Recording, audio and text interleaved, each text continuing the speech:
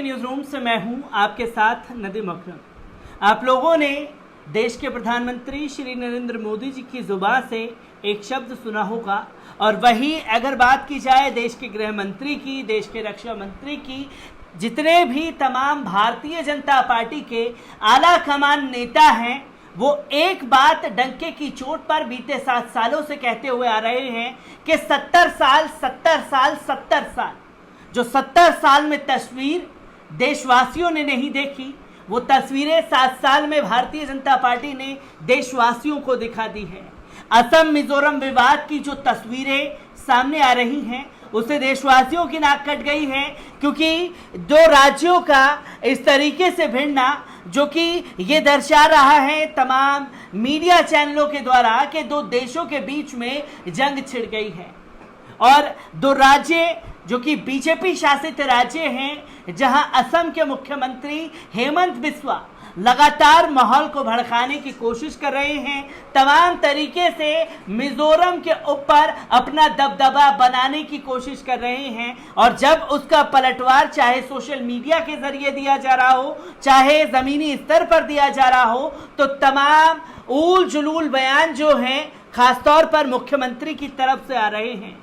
जहां देश के गृह मंत्री अमित शाह जी को इसके ऊपर संज्ञान लेना चाहिए था, जहां दौरे करके इस मसले को सुलझाने की बात कही जा रही थी, वहां देश के गृह मंत्री अब पूरी तरीके से फरार नजर आ रहे हैं। इस मुद्दे पर पूरी तरीके से देश के गृह मंत्री अमित शाह जी खामोश हैं, पर मुख्यमंत्री के बयान लगातार सामने आ रहे हैं। और इस असम मिजोरम विवाद पर सीनियर जर्नलिस्ट रवीश कुमार ने भी अपनी कड़ी प्रतिक्रिया दी है।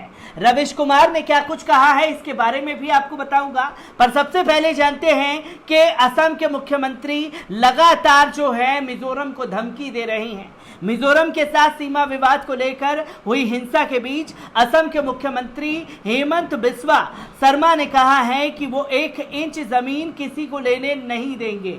सोमवार को मिजोरम और असम की सीमा पर हुए संघर्ष में असम पुलिस के 5 जवान और 1 आम नागरिक की मौत हो गई थी। असम सरकार ने मारे गए 5 पुलिसकर्मियों और 1 नागरिक के सम्मान में 3 दिन के राजकीय शोक की घोषणा की है।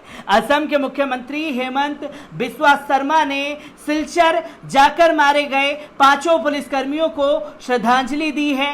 बाद में पत्रकारों के साथ बातचीत में उन्होंने कहा कि ये घटना असम की सीमा पर हुई है, इसलिए असम पुलिस इस मामले की जांच करेगी। मुख्यमंत्री हेमंत बिस्वा शर्मा ने कहा है कि इसकी जांच की जाएगी कि कैसे आम नागरिकों को हथियार मिले। मिजोरम के साथ सीमा विवाद पर उन्होंने कहा कि मैं जमीन की 1 इंच किसी को नहीं दे सकता। अगर कल संसद एक कानून बना दे कि बराक वैली को मिजोरम को दिया जाए तो मुझे इसमें कोई आपत्ति नहीं है, लेकिन जब तक संसद ये फैसला नहीं ले लेती, मैं किसी भी व्यक्ति को असम की जमीन नहीं लेने दूंगा। अब अपनी सुरक्षा के लिए प्रतिबद्धता है, हमारी पुलिस सीमा पर तैनात कर दी गई है। तो सोचिए, जहां विवाद को सुलझाना चाहिए था, वहां पर असम के मुख्यमंत्री धमकी देते हुए मिजोरम को नजर आ रहे हैं। पर देश के गृह मंत्री की चुप्पी पर रवीश कुमार ने सवाल खड़े कर दिए हैं। रवीश कुमार ने मिजोरम असम सीमा विवाद की खबर आते ही गायब और गुमसुम से हो गए हैं देश के गृह मंत्री अमित शाह जी। असम पुलिस के 5 जवानों की मौत हुई है, पुलिस के 2 बड़े अधिकारी घायल हुए हैं। इस सूचना के सामने आने के 2 दिन बीत जाने के बाद भी गृह मंत्री अमित शाह का कोई सार्वजनिक बयान नहीं है। मारे गए जवानों के प्रति श्रद्धांजलि के 2 शब्द नहीं है। अपने भाषणों में हर समय मजबूत और सख्त नेता दिखने वाले गृह मंत्री संकट और जवाबदेही के ऐसे लम्हों में सुन्न हो जाते हैं, उनके बयान सुनाई नहीं देते हैं। दूसरी लहर के दौरान जब भारतीयों का नरसंहार हो रहा था, तब गृह मंत्री के बयान भी ऑक्सीजन की तरफ कम पड़ गए थे, जबकि आपदा प्रबंधन एक्ट उनके ही मंत्रालय के तहत संचालित होता है। सारे विभागों से तालमेल कर बंदोबस्त की जिम्मेदारी गृह सचिव की होती है। खैर, असम मिजोरम के बीच जो हुआ है उसे लेकर असम पीड़ित की तरह बर्ताव कर रहा है। जाहिर है उसके 5 जवान मारे गए हैं। असम के मुख्यमंत्री ललकार भी रहे हैं कि हम अपनी 1 इंच जमीन नहीं देंगे जैसे किसी दूसरे देश को देनी है। कह रहे हैं कि मिजोरम की सीमा पर हजारों कमांडो तैनात करेंगे। इतने कमांडो भी या नहीं किसी को पता नहीं, लेकिन 4000 कमांडो तैनात करने की बात कह रहे हैं। जबकि नागरिकता कानून लाना था तब देश में किसी तरह का माहौल पैदा किया गया। उस समय के गृह मंत्री के भाषणों को निकाल कर देखिए, इस कानून का विरोध कर रहे लोगों पर गोलियां चलवाई गई। पटना में दंगाइयों को भेजकर प्रदर्शनकारियों पर गोली चलाई, लोग मारे गए और कई राज्यों में पुलिस ने भयंकर जुल्म किए। इस कानून के सहारे तरह तरह की भ्रामक बातें राष्ट्रवाद के नाम पर जनता के बीच ठेल दी गई।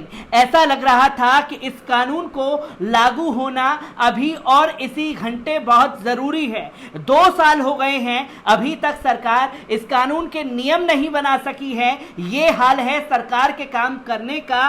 बहस पैदा करने के लिए कानून लाओ और जब उल्टा पड़ जाए तो कानून को लागू करने में टाल मटोल करते रहो। जब असम में उल्टा पड़ गया तो चुनाव में इसका नाम तक नहीं लिया गया। जब नागरिकता कानून उसी असम के नाम पर लाया गया और इसे लाने के बाद हो रहे पहले चुनाव में ही बीजेपी इसका जिक्र नहीं कर सकी, जबकि दिल्ली की बहसों में इस कानून को ऐतिहासिक बता रही थी। 2 साल हो गए हैं, नियम नहीं बने हैं, गृह मंत्री जवाबदेही के हर सवाल से मुक्त हैं। पता चलता है कि सरकार कैसे काम करती है। कानून बनाने से पहले इसकी जटिलताएं के बारे में नहीं सोचती है। सरकार को यह अंदाजा क्यों नहीं हुआ कि इस कानून और से असम और पूर्वोत्तर में क्या प्रतिक्रिया होगी। अब कहा जा रहा है कि असम मिजोरम सीमा विवाद की जड़ में यह कानून भी है। इसे लेकर आशंकाएं होता है राष्ट्रवाद का शोर पैदा कर सांप्रदायिक एजेंडा जनमानस में ठेल दिया जाता है। जब वे एजेंडा पहुंच जाता है तब कानून का पता नहीं चलता। आखिर सरकार अब क्यों नहीं दम के साथ कहती कि हम ये कानून असम में लागू करने जा रहे हैं? क्या वे दृष्टिकोण करने लगी है?